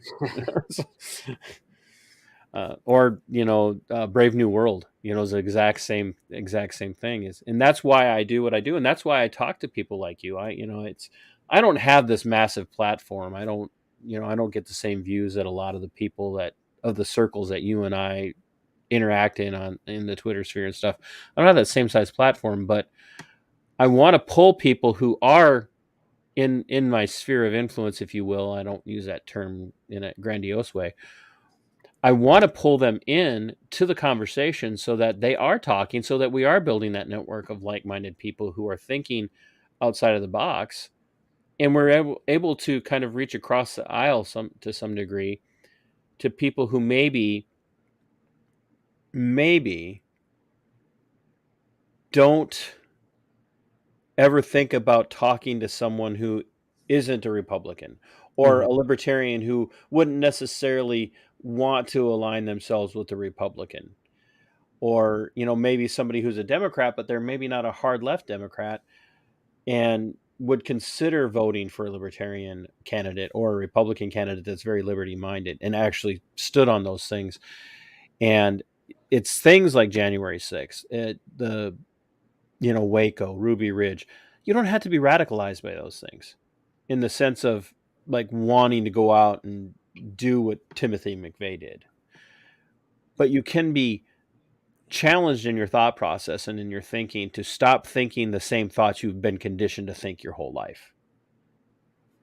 Indeed, indeed. And if we're looking for allies, I would almost look to certain elements of the Black Lives Matter movement. I know it was totally co-opted by feds and grifters and things like that, but one of the undercover agents in the Whitmer plot infiltrated the Black Lives Matter movement like right before he went to Michigan in August. The month before, he was in Colorado trying to get a Black Lives Matter activist to assassinate Colorado's attorney general, the same undercover agent. So yeah, I think there's definitely common talking points. And I'm actually one of the guys that the agent targeted. His name's Zeb Hall. He ended up actually, unfortunately, getting a weapons charge for buying a gun for an informant. The informant was posing as like an ally, like, oh, just, I just can't do it because I got a little bit of a criminal record, and now this guy's facing a gun charge. I've been kind of messaging with him and hearing about his case a little bit. I think he's got an appeal pending, so I wouldn't advise him to go on any shows and talk. Right. But yeah, there are people that are also victims of the state, just like us. And if people could just recognize who the enemy is, it's not what the color of your skin is, it's what you're doing. Maybe we could start to make progress. I'm going to throw a couple of more things at you, and then I'll let you, give us some parting thoughts. Sure. You saw me, I think, last night. I know I tagged you in the tweet, but I had mentioned the Zarnev brothers and how that, to me, just something about that just reeks of there's some sort of FBI connection there, besides the obvious that the FBI was taking the lead on the investigation. But I look around and I look at the rash of leftist ideological violence that's been happening. Nashville. Apparently, the guy in Louisville had some sort of leftist ideology. I think it was Colorado Springs, Boulder. Some of these other situations are clearly, leftist, in apparently, Mm-hmm. and from a particular form of leftism. Whether you want to throw the LGBTQ plus moniker on it or whatnot. I'm looking at that, and you look at what happened out in Buffalo, New York. FBI contact. Do you think that there's a real strong possibility that the shift is happening now away from a concentration on the right to more of the leftists to get them into the limelight and the sights? For some reason, I don't think that's fully happened yet. I don't think the Titanic's changed course. And the biggest reason for that is probably just look who the president is. I think, I'm really, really nervous right now. You got this President Trump under indictment.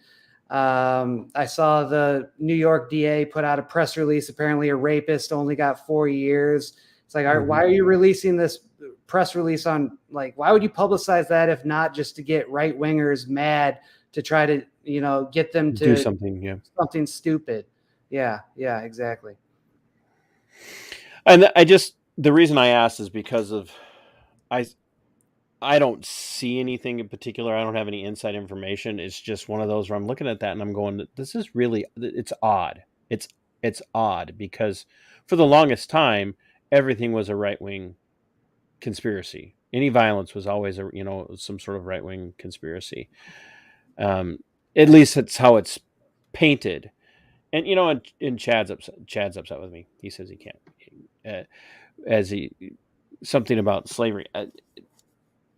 If people are paying attention, I'm not wrapped up in Democrat and Republican. I don't see those as being the only options. I bring those terms up to talk about them because that's how the world that we live in here in this country, in this landmass that we call the Republic, that's the way people think. They think those are the only options, and they think that you have to have some sort of, that you have to vote for the party to be that you want in control at the federal level for anything to change. And you and others will say, no, you make the changes at the local level, regardless of party ideology. Yeah. I mean, I think you might. Yeah, there's two options. I think Hans Hermann Hoppe writes about this. You either get a right-wing dictator or decentralization. I would much prefer the latter. I think with a right-wing dictator, it's going to end up like another Bush administration or something like that. There's like the chance that somebody could really take control, drain the swamp. If that happens, it happens. I don't have any power either way. I'll be sitting here writing about it. Yeah. And that's that thing that's tangible, is getting people, no matter who it is, no matter how many of them there are, 1 or 20 or 30 people, to wake up to the radical idea that you can actually take control of your local community through activism, through using your voice to reach people at a particular level. And that's why Jose says you're getting him excited by talking about Hoppe. Jose calls him Papa Hoppe, I bet. Triple H. When you get involved, when you pay attention, especially in people, I'd love for you to go check out, Ken's stuff, because so much of what he's doing is he's truth telling, and he doesn't care what your perspective is, and he doesn't care when you watch what he does, whether it's on Twitter or anywhere else, I can just tell you he's not interested in whether or not he's stepping on your toes. Fair? I try not to step on, unless you're a Fed, and then I'll purposely try to step on your toes. No, what I mean is you're not out there intentionally offending people, but you're telling truth, and you're being honest in telling that truth. And it's, even if it means you might get your feelings hurt in the sense of, I've never seen it this way, or I don't know, I've never thought about this. And now you're going through this painful moment of recognition that maybe I've been wrong my whole life. Yeah, I mean, I'm a reporter first, a libertarian second. I try not to blend the two, but I think libertarians probably make the best reporters because they're automatically skeptical of everything the government does. I don't know if that directly relates to your question. No, that's you're telling the truth, which we don't get from reporters on the left or the right at all anymore. Tend not to. That's for sure. Yeah.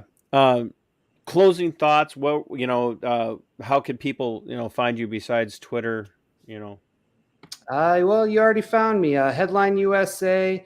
We've got a big story coming up in the next couple of days about this previously very unpublicized FBI raid on a Tennessee compound of a Waco style thing that was called off after Waco turned into a debacle. Should be hopefully interesting for people who like this kind of these kind of topics. Any other big projects besides that one, which is huge? I'd never even heard of it. So yeah, let's see, anything really big off the top of my head. Well, I want to review all these Waco documentaries coming out. There's a new show that comes out tomorrow, Waco: The Aftermath, which actually chronicles, everything leading up to Oklahoma City. And from what I've seen, the show looks pretty good. They actually have Richard Lee Guthrie, one of the Aryan Republican Army bank robbers, is a character in the show. So it looks like they're actually scratching the truth. So where is that going to air? It's Showtime. Did you watch the first season? Waco, the show was pretty good. It was pretty good. I don't have Showtime, but now I feel like I've got to come up with a way to.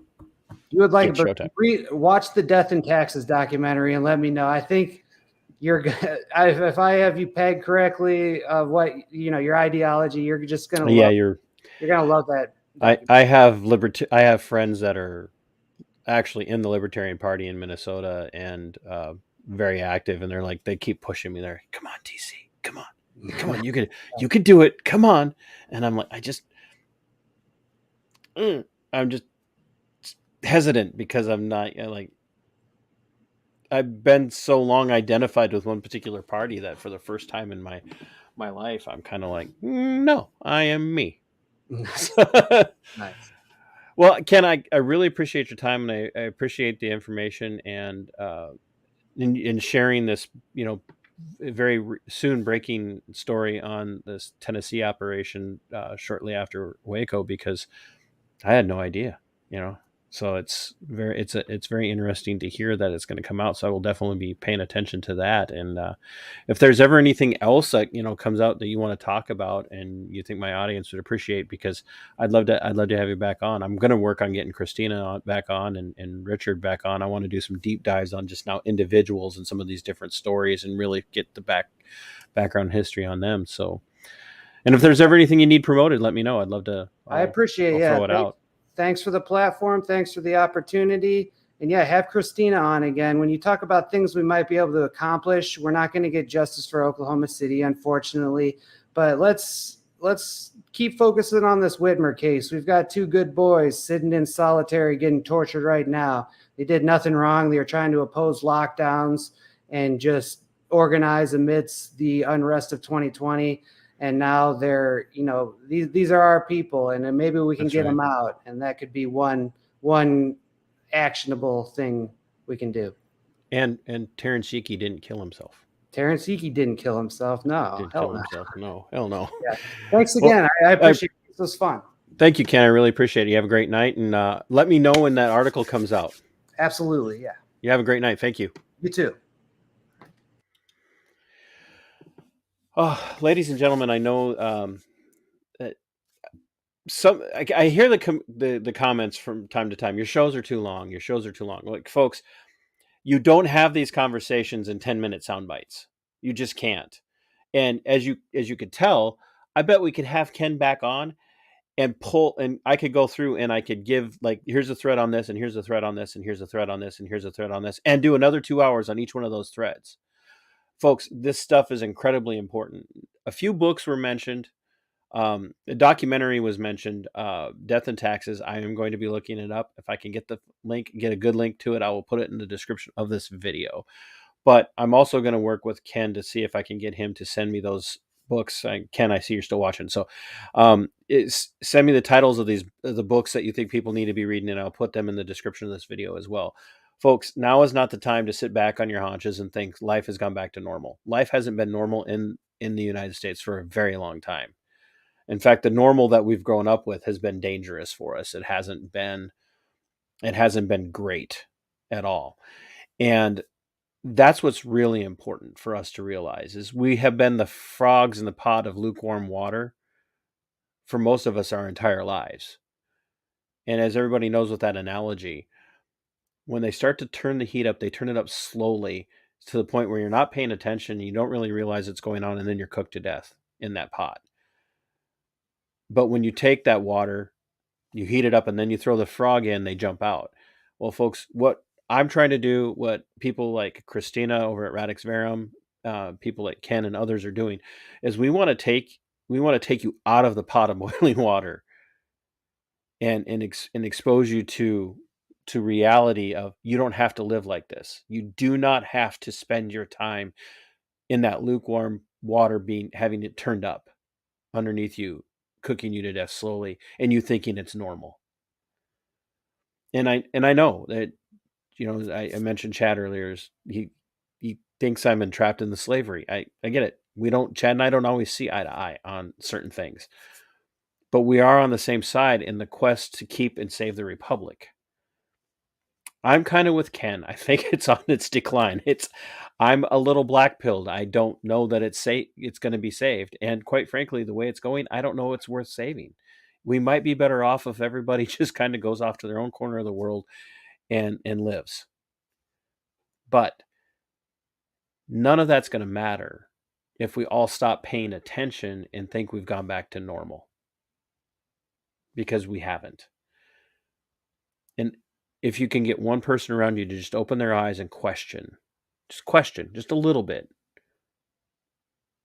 Who do I trust, and why do I trust them? That's what's important. And these stories help. These accounts help with that. Because I was a person when Waco went down where I'm like, yeah, those freaks need to be taught a lesson. I was a person that bought hook, line, and sinker. Oklahoma City was just an act of one person. I was that guy. Up until a few years ago, I was back the blue until, like no matter what. At all its levels. I idolized people who were going off to the FBI. And then back the blue until it happens to you happened to me. And it's happening to a lot of people that you know and care about, and some of you love. And you don't know what to do about it because you're at this dichotomy or at this paradigm shift. You have to wake up. You have to realize the people that you've spent so much time supporting, people that you spent so much time trusting to be on your side, to protect you from all the evil in the world, are actually the ones that are bringing the evil into your life. And as hard as that is for a lot of you to swallow, I'm telling you these things because I want to see you step out of that realm and into the realm of truth. So, friends, until next time, and I think next time is going to be pretty soon. I have my friend Nathan Wiesenberg, who's a senator here in Minnesota, is going to come on and give his account of basically being verbally accosted by a representative from Education Minnesota, who was verbally harassing him and beating him up because he wouldn't support the funding bill. He's going to be coming on sometime this weekend, sooner, hopefully tomorrow, maybe Saturday. I'm working on another project, and in a couple of weeks, I also have Mitch Berg from Northern Alliance Radio is going to come on. He's going to tell us about his view of the nature of politics in Minnesota and how that affects us, but also across the United States. It's kind of the first time I've had a talk show host like that on. And so that'll be a very interesting conversation. So I really appreciate those of you who are watching. Please share this out. Be watching for Ken's new article coming out here in the next couple of days. He announced it here. I got breaking news. I could fold up shop now and be happy I did breaking news for somebody. But be watching for his article, and also keep in mind any view count that I get that helps drive me up in the algorithm helps me with my fundraiser for my friends Bob and Sue. Their son Garrett had a PTSD related episode in Reston, Virginia this last December, and he's now back in Minnesota at the VA, struggling but recovering, and they're traveling back and forth. So 15% of all of my sales and proceeds go to them until the end of April. I'm going to give that to them to help them with their travel expenses. If it's $50 or $5,000, whatever it is, I'd be happy to give. So if you want to help, you can buy coffee, you can buy merchandise, you can go to my Subscribe Star, send me a super thank you if you're watching this on replay. Anything that you guys do helps, because that, like I said, is going to go, some of that's going to go and help them. And if you buy my merchandise, you're helping me and helping them. So it's win-win, and you get the virtue signal, and you feel great about yourself because that's what everybody else does, right? So my friends, until next time, fight for your freedoms. They are yours. Fight for your liberty. It belongs to you. And sic semper tyrannis. We are going for liftoff in T-minus 30. Stand by for further instructions, Minnesota Black Robe Regiment.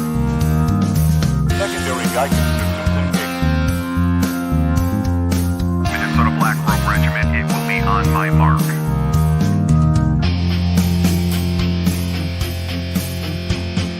All systems are a go. All systems are a go. Minnesota Black Robe Regiment, you are over the target. You are authorized to fire at